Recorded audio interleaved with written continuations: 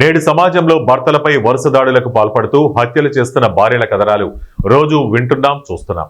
ఇదే గవలో తాండూరు మండలం బల్కాపూర్ గ్రామంలో భర్తపై దాడి చేసి హత్య చేసిన సంఘటన సోమవారం వెలుగులోకి వచ్చింది. లభించిన ప్రాథమిక సమాచారం మేరకు తాండూరు మండలం మల్కాపూర్ గ్రామానికి చెందిన వడ్డే వెంకటేష్ ను సొంత భార్య హత్య చేసినట్లు సమాచారం. ఇక పూర్తి వివరాలు తెలియాల్సి ఉంది. ఈరోజు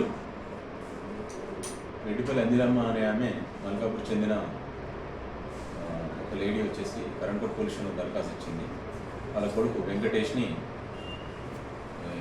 చంపినారని, వాళ్ళ కోడలు పాండరి అనే వాళ్ళు గొంతు విసిగి చంపినారు అని దరఖాస్తు ఇచ్చింది. ఆ దరఖాస్తు పైన వెరిఫై చేస్తున్నాం.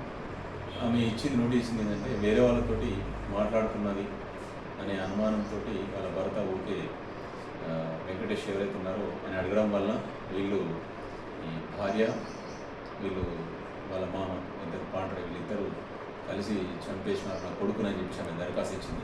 దానిపైన పరిశోధిస్తున్నాం. త్వరలోనే ప్రాథమికంగా వాళ్ళు ఇచ్చిన కంప్లైంట్ ప్రకారం వైర్తో కానీ తాడుతో కానీ చంపినట్టుగా తెలుస్తుంది. పిఎంఈ రిపోర్ట్ వచ్చిన తర్వాత దాని గురించి డీటెయిల్స్ చెప్తాం. వాళ్ళు వేస్తున్నారు ఇప్పుడు వెరిఫై చేస్తాం. నేను 6 గంటలకు తెలుసు ఆటో వచ్చింది. ఎందుకు అంటే ఇక మళ్ళీ చెప్పాక తమ్ముడు ఇట్లా అయింది అట్లా అయిందని చెప్పినా మళ్ళీ వచ్చేసింది. నేను పనిపోయి ఉంటుంది. ఎట్లుంటుంది మీ అన్న? వాళ్ళు బాగానే ఉంటుండే, తరచు జర గొడవ పడుతుంది. అంటే ఆ భార్య భర్తలు ఏమేమి అనుకుంటారు మీ ఎదురు.